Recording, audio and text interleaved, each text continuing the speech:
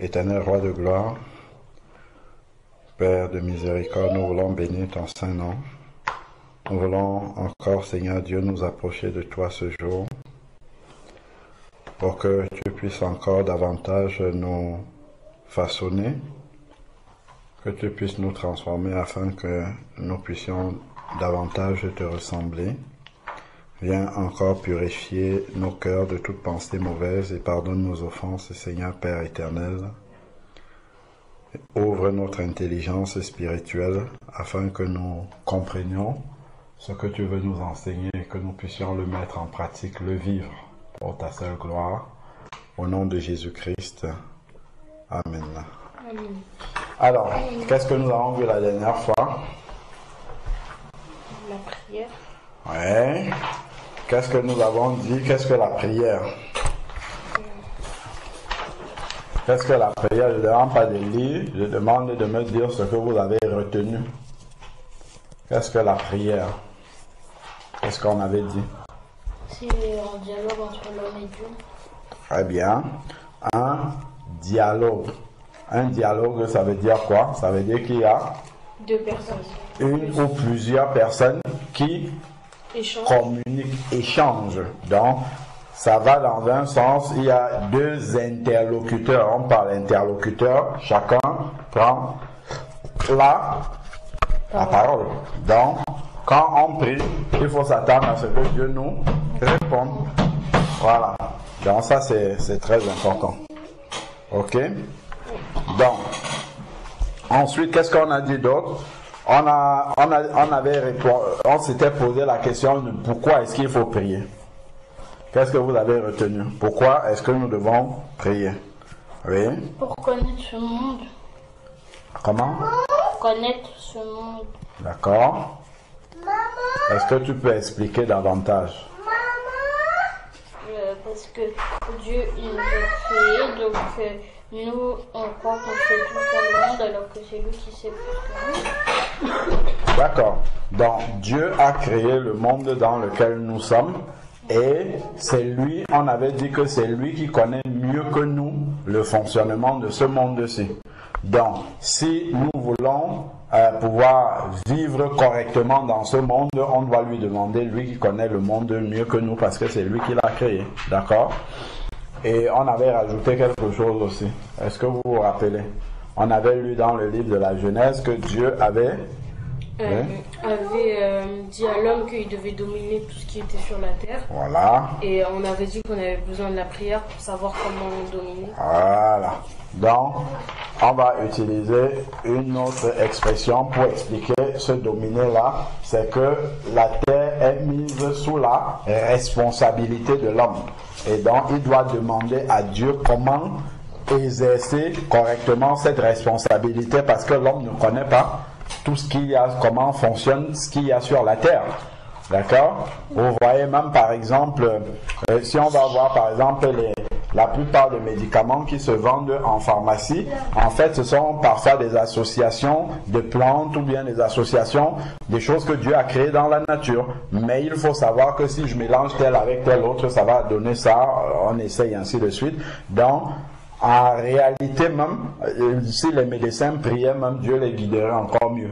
D'accord? Pour bien connaître. On avait lu, je ne sais pas si on l'a fait, dans le livre de la Genèse chapitre 2, où Dieu a endormi Adam et il a sorti Ève de sa côte. On n'avait pas lu ça. Et on avait dit que ça, c'est une image de la médecine. D'accord? Les opérations. Donc Dieu, il devait faire sortir la femme de la côte d'Adam, mais il n'a pas laissé Adam vivant comme ça en venant sortir Ève de sa côte. Les médecins ne font pas ça. S'ils doivent sortir quelque chose de l'intérieur de toi, ils vont d'abord t'endormir. Anesthésie générale. Quand tu dors, tu n'as pas mal, ils vont ouvrir tranquillement, ils vont faire tout ce qu'il y a à faire et après tu vas te réveiller. C'est ce que Dieu a fait et Dieu a fait ça avant que les médecins ne le fassent. D'accord? Donc, Dieu même, dans sa parole, montre même déjà les traces de la médecine, de comment est-ce que les choses doivent se faire. Tu vois? Donc, Ça, c'est important. Par exemple, quand dans le chapitre de Luc 17, où Dieu parle du retour de Jésus, et il dit que il en sera comme au temps de Noé. Après, il dit que les uns de deux personnes qui seront couchées dans un lit, l'une sera prise, l'autre laissée. De deux personnes qui seront dans un champ, l'un sera pris, l'autre laissé, ainsi de suite. Ça montre que pour les uns c'est le jour et pour les autres c'est la nuit. Par exemple, là actuellement ici il fait jour, mais il y a des pays où il fait nuit là actuellement, là où on parle là. D'accord? Et ça, c'est la notion, vous avez peut-être déjà vu ça en géographie, c'est les fuseaux horaires. Donc quand Dieu explique ça, les scientifiques qui comprennent qu'il parle, il montre dans sa parole que il sait que il y a des fuseaux horaires différents. Donc il y a des heures différentes. Il y a des moments où c'est la journée, là où nous sommes, et ailleurs. Voilà. Donc en fait, dans la parole de Dieu, il y a beaucoup d'événements, des choses que les scientifiques ont découvert, mais dont Dieu parle dans sa parole de manière naturelle, comme ça. D'accord? Et ça nous montre que Dieu connaît bien le monde dans lequel nous vivons. Ok? Voilà. Donc, dans la prière, pour revenir à la prière, on a besoin effectivement de demander à Dieu qui a créé le monde de nous expliquer comment fonctionne ce monde-là, d'accord? Et ça, on parle même du monde physique. Après, maintenant, il y a le monde spirituel qui est encore plus compliqué parce que le monde spirituel, on ne le voit pas, mais il existe. Le monde spirituel, normalement, à la base, il n'y a que Dieu. Mais depuis que Satan s'est rébellé, Satan fait partie du monde spirituel aussi avec ses démons. Et il y a Dieu avec ses anges et il y a Satan avec ses démons. D'accord? Donc, Dieu, par la prière, nous révèle aussi des choses que nous pouvons faire, que nous devons faire pour éviter certains pièges du diable, les embuscades du diable, remettre sa journée, sa nuit entre les mains du Seigneur, tout ça ainsi de suite, invoquer la protection, demander la protection de Dieu, parce que nous allons voyager ainsi de suite. On sait que l'ennemi ne vient que pour égorger et tuer, je crois qu'on l'avait dit. Donc, s'il en a la possibilité, c'est ça qu'il va faire. Donc, on a besoin de prier pour demander à Dieu de nous garder, de nous éviter, de nous éviter, en fait, tous ces pièges de l'ennemi. D'accord? Donc, il y a beaucoup, vraiment, de raisons pour lesquelles nous devons prier. Donc, pourquoi prier? Ok? Donc voilà quelques raisons. Je ne sais pas si on avait dit tout ce que je viens de dire là. Aussi, j'ai rajouté des raisons supplémentaires. Est-ce que la dernière fois, vous regardez vos notes, est-ce que la dernière fois on avait balayé tous les éléments que je viens d'évoquer? Je ne sais pas si on avait parlé. Là, j'ai essayé de faire un résumé comme ça de tête, mais je ne sais pas ce qu'on avait noté. Prier, c'est rentrer en communication avec notre Créateur et celui du monde dans lequel nous vivons. Communication, dialogue, échange. Dans une communication, il y a au moins deux personnes où celle qui parlait écoute et vice-versa. D'accord. L'homme a besoin de la sagesse pour bien vivre, d'où la nécessité de la prière. D'accord. Tout ce que Dieu a créé sur la terre est sous la responsabilité de l'homme. D'accord. L'homme a besoin de la prière pour donner. La raison pour laquelle l'homme doit prier, c'est pour connaître tout le monde. D'accord. Et après, il y avait les sujets. D'accord. Ok. Donc, très bien. On a posé les bases. Qu'est-ce que la prière? Pourquoi nous devons prier? D'accord? Donc, maintenant, le petit 2, si vous voulez, c'est comment prier. Comment prier? Comment prier ou bien quel doit être le contenu de la prière? Ok?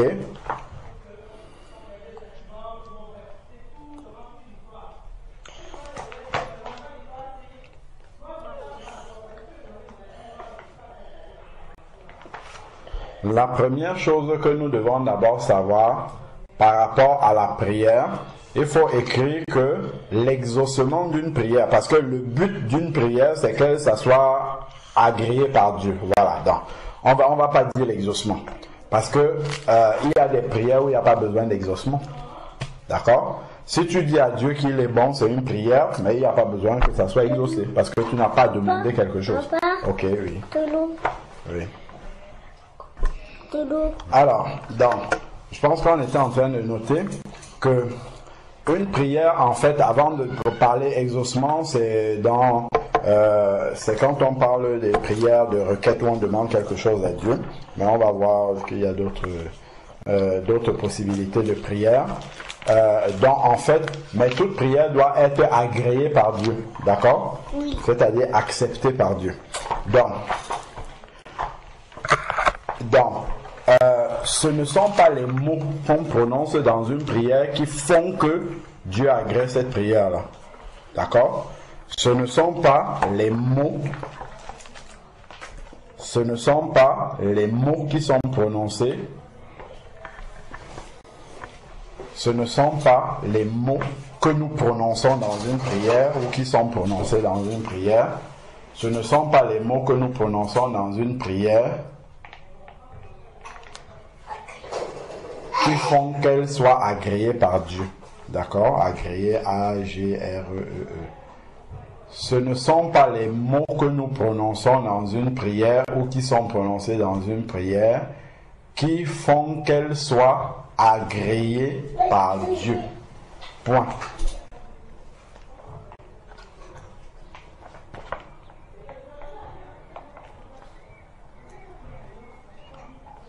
Ce ne sont pas les mots que nous prononçons dans une prière ou qui sont prononcés dans une prière qui font qu'elle soit, la prière, agréée par Dieu. Point. Mais, c'est quoi?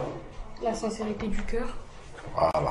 Mais c'est la disposition du cœur avec lequel nous faisons cette prière.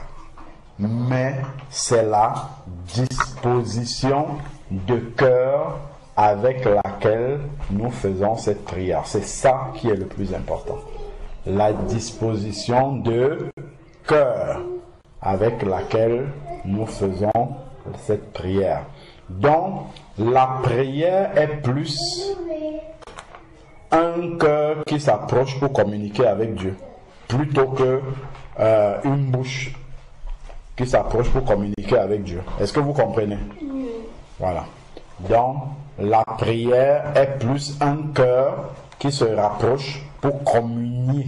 En fait, là, on parle même plus de communiquer, on parle de communier. D'accord? Communier, c'est... Comment est-ce qu'on peut dire ça? Quand on parle de communion fraternelle, c'est partager de bons moments ensemble. Communion familiale, nous sommes réunis ensemble et on passe de bons moments, d'accord? Donc, la prière, c'est un moment de communion avec Dieu. C'est pour passer un moment agréable avec Dieu. D'accord? Comme quand vous vous réunissez avec les cousins, vous avez beaucoup de choses que vous faites ensemble, vous discutez, voilà, comment tu fais ça chez toi, tout, vous partagez. Quand on est dans la présence de Dieu, c'est la même chose. Sauf que quand nous parlons, généralement, nous ne sommes pas vraiment attentifs à quand Dieu répond, à ce qu'il dit, ainsi de suite. Mais, parfois, Dieu ne répond pas par des mots. Il peut répondre par, en nous communiquant des choses dans notre cœur. Il peut nous communiquer la joie. Il peut nous faire penser à quelque chose qui va nous faire être contents. Il va peut-être mettre quelque chose dans notre cœur qui va nous encourager. Sur quelque chose qui nous angoissait peut-être, sur quelque chose pour lequel on se posait des questions. Il va peut-être répondre à une question qu'on a posée à Dieu dans la prière ou sur laquelle on s'interrogeait, on n'a posé à personne, tu vois. Et tout ça, c'est des manières pour Dieu de communier avec nous, de communiquer aussi avec nous. Ou il peut nous donner un songe, un rêve, d'accord? C'est une manière de communiquer aussi, de répondre, ok? Ou il peut nous répondre par une personne. Quelqu'un qui va venir où tu vas entendre une conversation de quelqu'un qui va parler d'un sujet dont tu te posais la question depuis très longtemps. En fait, c'est Dieu qui est en train de répondre à cette question. En fait, la manière de répondre de Dieu n'est pas aussi classique comme nous, dans une conversation entre deux personnes, d'accord?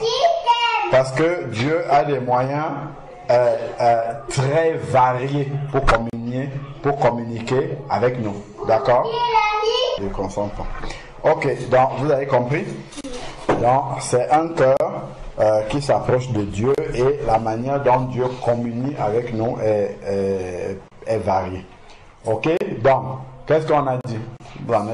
Ce ne sont pas les mots que nous prononçons dans une prière qui font qu'elle soit agréée par Dieu, mais c'est la disposition avec laquelle nous faisons cette prière. C'est la disposition de cœur avec laquelle. Il faut ajouter de cœur.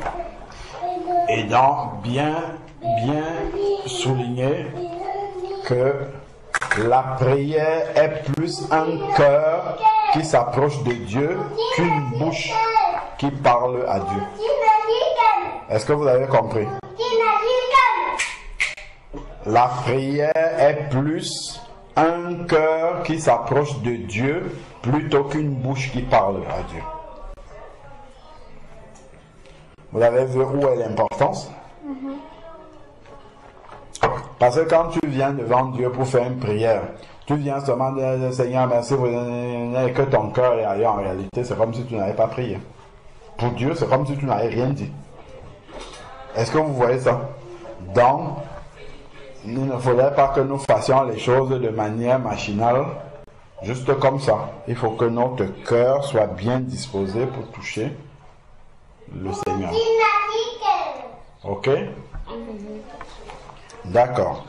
Donc, là, on a dit que la prière est plus un cœur qui s'approche de Dieu plutôt que une bouche qui parle à Dieu. D'accord? Voilà. Bon. Ok.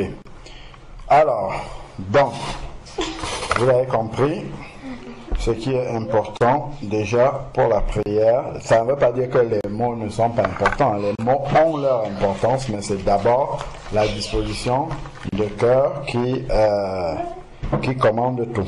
Alors, donc, on a dit comment prier. Donc, le premier aspect qu'on peut montrer à Dieu, qu'on peut dire à Dieu dans une prière, ce n'est pas tout de suite, oh Seigneur, donne-moi ceci, fais cela, non. La prière n'est pas faite pour venir donner des ordres à Dieu. Ok? Seigneur, fais que ceci, fais que ceci, fais que ceci, fais que ceci, non. Le premier point qu'on peut noter, c'est de dire à Dieu notre émerveillement devant sa grandeur. Quand on regarde seulement tout ce que Dieu a créé, ça nous émerveille déjà. Comment prier? Premier point, dire à Dieu notre émerveillement devant sa grandeur. Bien sûr, ça ne sert à rien de dire ça si on ne le croit pas. Aussi on dit pour dire. Mais dire sincèrement à Dieu. Voilà, ça parle de la disposition de cœur. D'accord? Donc, tout ce qui va suivre là, si on dit ça sans qu'il y ait la disposition de cœur, en fait, nous sommes comme un vase creux qui résonne. La Bible parle d'une cymbale qui résonne, c'est-à-dire qu'en fait, elle fait beaucoup de bruit, mais il n'y a rien au fond. D'accord? Donc, dis à Dieu notre émerveillement devant sa grandeur. Wendy, tu lis 1 Chronique 16, 9. 1 Chronique 16, 9. 1 Chronique, c'est là dans l'Ancien Testament, c'est après autour de Samuel, après les Samuel. Samuel, il y a roi, c'est après les rois là, je pense. Est-ce que ça c'est après Saul? Non, après les juges, tu vas avoir Samuel, les rois, après c'est tu vas avoir les chroniques. Parce que ce sont les chroniques des rois d'Israël. On a dit 1 Chronique chapitre 16 verset 9. Attendez que je retrouve. Vous l'avez trouvé? Oui. Ok, 1 Chronique 16 verset 9. Oui. Chantez, chantez en son honneur, parlez de toutes ses merveilles, glorifiez-vous de son saint nom, que le cœur de ceux qui cherchent l'Éternel se réjouisse.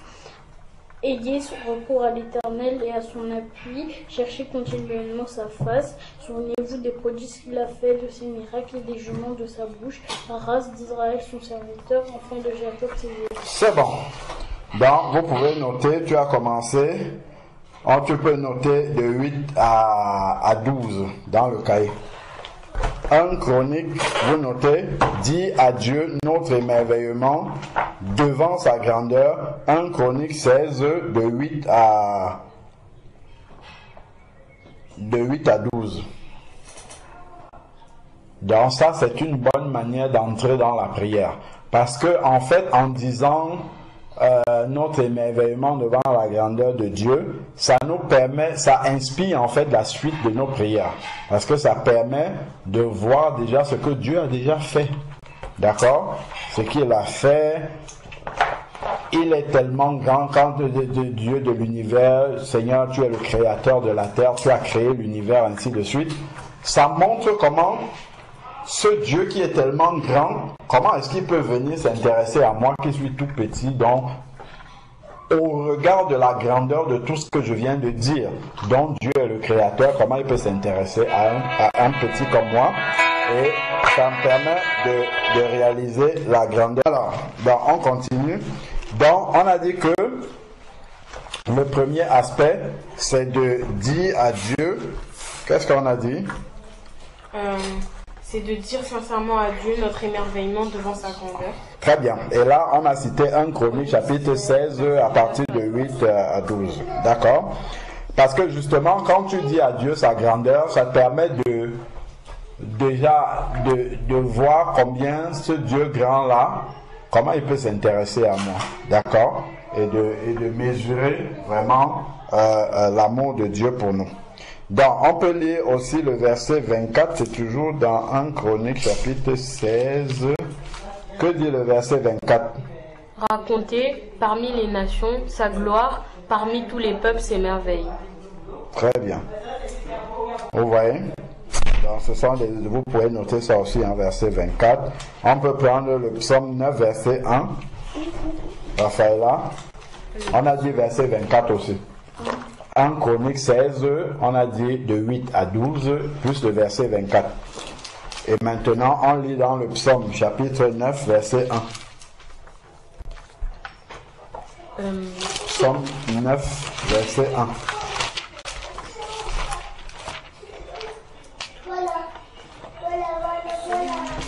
Psaume 9, 1. Au chef des chantres, sur meurtre pour le Fils, psaume de David. Je louerai l'Éternel de tout mon cœur, je raconterai toutes tes merveilles, je ferai de toi le sujet de ma joie et de mon allégresse. Je chanterai ton nom, Dieu très haut. Amen. Amen. Tout ça, en fait, les psaumes, c'était des chansons qu'on chantait dans le temple, et en même temps, c'est la prière. D'accord? Voilà. Donc, alors, dans le psaume, le psaume 9 toujours, non, le psaume 40, verset 5. Bon, les psaumes, il y a beaucoup de psaumes. Là, on en cite seulement quelques-uns, mais il y en a beaucoup plus. Donc, psaume 40, verset 5.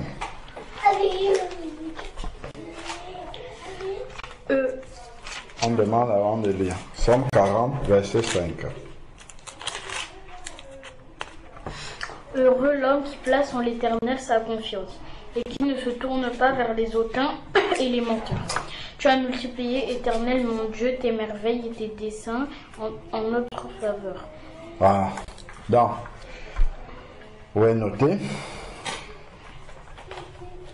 Psaume 40, 5 à 6.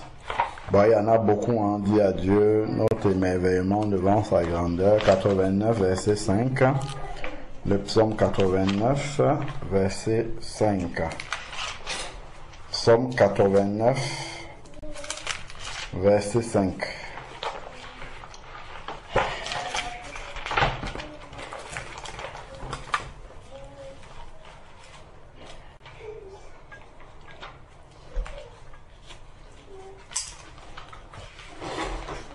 Bon, dans certaines versions, c'est un peu décalé, parfois. Je pense que dans ma version, c'est le verset 6. Psaume 89, versets 5 à 6. J'affermirai ta postérité pour toujours et j'établirai ton trône à perpétuité. Les cieux célèbrent tes merveilles, Voilà. ô Éternel, et ta fidélité dans l'assemblée des saints. Voilà. Donc tout ça, c'est dit à Dieu notre émerveillement devant sa grandeur. Voilà. Donc on finit par le 96, verset 3. Toujours les psaumes. 96, verset 3. Vous notez? Oui. Dans le cahier, les versets? Oui. Il faut écouter. Hein. Psaume 96, verset 3. Qu'est-ce qui est dit? C'est 3. On entend Wendy. 96, verset 3. Racontez parmi les nations sa gloire, parmi tous les peuples ses merveilles. Voilà. C'est bon. Bon, vous pouvez dire le 4 aussi. Oui, le 4 Car aussi. l'Éternel est grand et très digne. Non, s'il vous plaît, c'est pas le désordre, c'est une après l'autre, s'il vous plaît. On y va. Car l'Éternel est grand et très digne de louange. Il est redoutable par-dessus tous les dieux. Voilà. Psaume 96, verset 3. Oui, on a lu. D'accord, ok. Donc là, c'est dit à Dieu notre émerveillement devant sa grandeur. Donc ça, c'est le premier point de prière, en fait, qu'on peut amener devant Dieu. Donc si on vient seulement dire à Dieu, fais ceci, fais ceci, c'est comme si Dieu est notre exécuteur. Il est là pour exécuter, notre exécutant. Il exécute ce qu'on a à lui dire. D'accord? Donc ça doit être dans une relation d'affection comme avec ses propres parents. Dans la prochaine fois, on va voir un autre aspect de la prière qui est celle de l'action de grâce. Dis merci à Dieu pour ce qu'on a déjà. Et tout ça, ça vient avant de lui demander quelque chose. Ok? Donc, on a vu 2 points de prière. La prière, ce n'est pas seulement une bouche qui parle à Dieu, mais c'est un cœur qui s'approche de Dieu. D'accord? Ça, c'est le premier point. Et puis, dans le comment prier, on a commencé par le fait de dire à Dieu la grandeur, ce que nous savons de sa grandeur, d'accord? Notre émerveillement devant sa grandeur, ok? Parce que c'est ça vraiment qui nous impressionne et qui nous attire vers lui, d'accord? Ok? C'est plutôt que ce qu'il peut nous donner, d'accord? Voilà, parce que s'il est aussi grand, nous nous sentons en sécurité avec lui. C'est-à-dire que toute la grandeur de tout ce qu'il a créé, il peut nous protéger contre les dérèglements de tout ça, tout ce qui peut arriver comme dérèglement, ainsi de suite. D'accord? Alors, sujet de prière. Qu'est-ce que vous avez noté comme sujet de prière? Qu'est-ce que vous pouvez noter comme sujet de prière? Que Dieu nous aide à prier sincèrement, c'est-à-dire que nos prières ce soit pas juste des mots, mais que ce soit vraiment notre cœur qui s'approche de lui. Voilà. Donc ça c'est le sujet, vous notez ça. Enfin là tu dictes la phrase que tu viens de dire, c'est vraiment bien formulé, exactement ce qu'il faut. Et c'est ça le cœur de ce que nous avons partagé aujourd'hui. D'accord? Donc, sujet de prière. Que Dieu nous aide. Oui. Que Dieu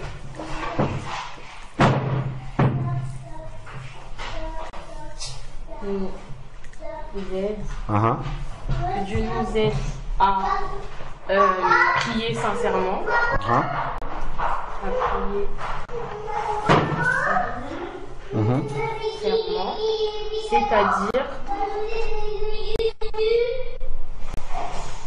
C'est-à-dire que nos prières ne soient pas juste des mots. D'accord. Bien expliqué.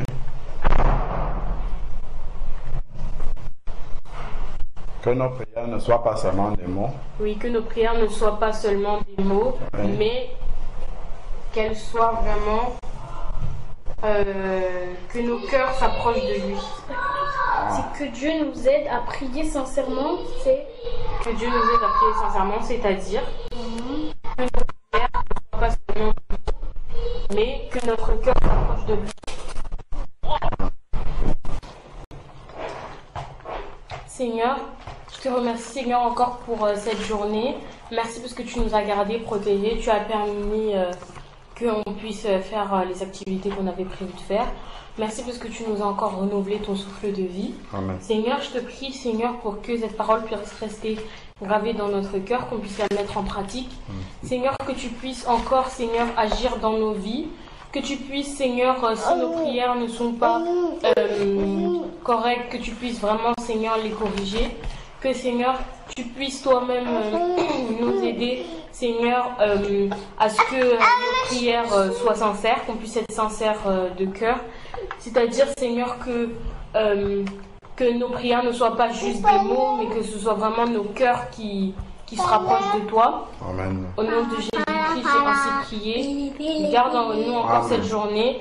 Je te prie, Seigneur, pour que tu puisses nous protéger la nuit. Au nom de Jésus-Christ. Amen. Amen. Seigneur, je te remercie pour cette journée.